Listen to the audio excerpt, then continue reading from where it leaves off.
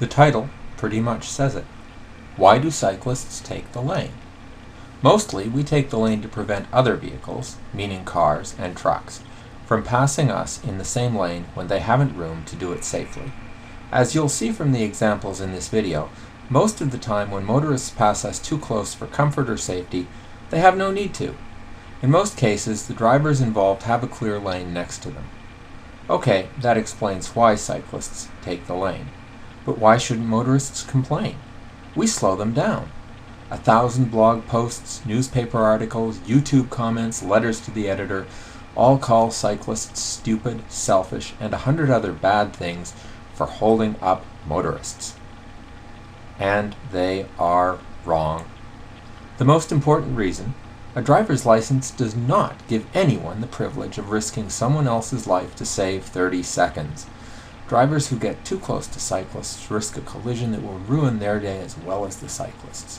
And the incidents in this video will show you why cyclists who take the lane rarely, if ever, increase the travel time of motor vehicles.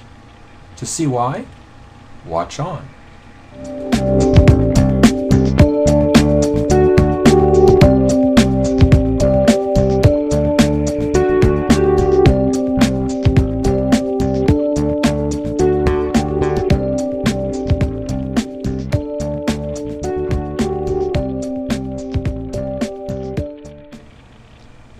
Here comes the first incident. I could feel the wind from White Van Man speeding by at 70 or 80 kilometers, 30 centimeters from my handlebars. In slow motion, you can see how close that driver came to making both of us into a cautionary tale. He nearly ruined both our days to avoid a lane change that would have taken less than a second. My riding in the lane did not hold that motorist up, but something did hold them up. Traffic lights. A kilometer or so later, I find the same van waiting at a light. Here's another pass. This one isn't abusive, if only because it's not at highway speed. But notice the effect from the driver's point of view. 4 or 5 blocks later, I find the same minivan stopped at a traffic light.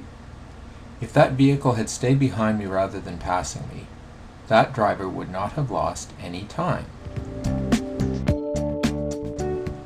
Sometimes, drivers try to pass when it makes no sense at all. Here, I have taken the lane in order to merge into the left turn lane. That honk you hear? Right. Someone who doesn't know why I took the lane. Fair enough. But seems to want me to get out of their way so they can drive, 10 meters to the back of the car in front?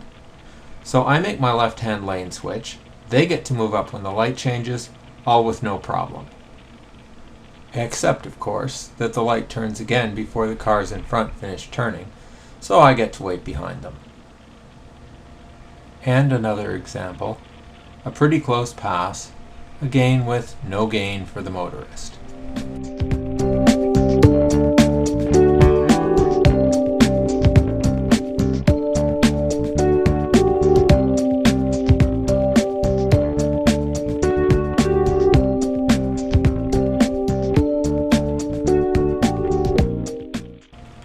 The van passes me at the intersection, gets held up at the next light, passes me again,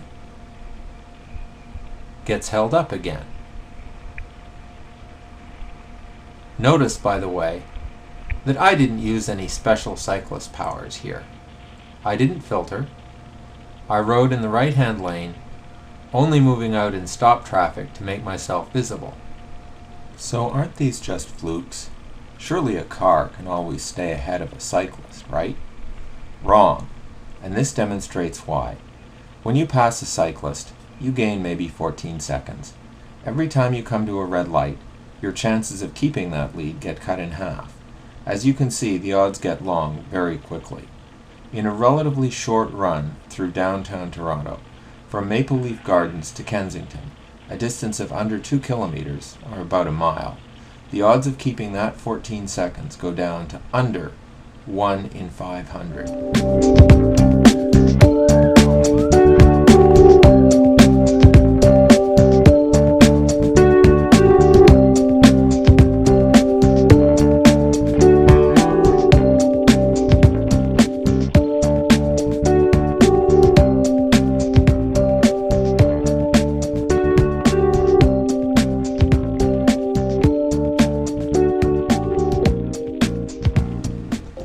I get that some motorists think themselves so important that they can justify a risky pass to save 10 seconds. But can anyone justify a risky pass for a 500 to 1 shot at saving 10 seconds? Here's a final example of a close, unsafe, and futile pass. This one involved honking and yelling. Honking and yelling did this motorist about as much good as passing me did him. None at all. He stopped at the light, and I waited directly behind him. He took off again, wasting more gas in order to spend a few seconds waiting at the next light.